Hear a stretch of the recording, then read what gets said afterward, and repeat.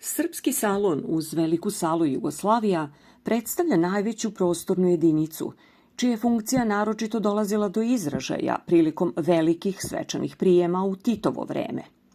Pod ovog salona prekriven je unikatnim tepisima sa stilizovanim predstavama tradicionalnih srpskih motiva, prema nacrtima slikara Lazara Vujaklije. Sva tri tepiha su osmišljena kao jedinstvena tematska celina. Na dva tepiha se prepoznaju stilizovane predstave domaćih životinja, gradova i pejzaža Srbije, a posebno je zanimljiv tepih sa pojednostavljenim prikazima motiva iz srpske novovekovne istorije. Motiv na pomenutom tepihu sa divljim svinjama, prema kojima su usmerena koplja, preuzet je sa srpskih istorijskih zastava pod kojima je početkom 19. veka vožd Karađorđe poveo srpski narod u borbu za konačno oslobođenje od Turaka.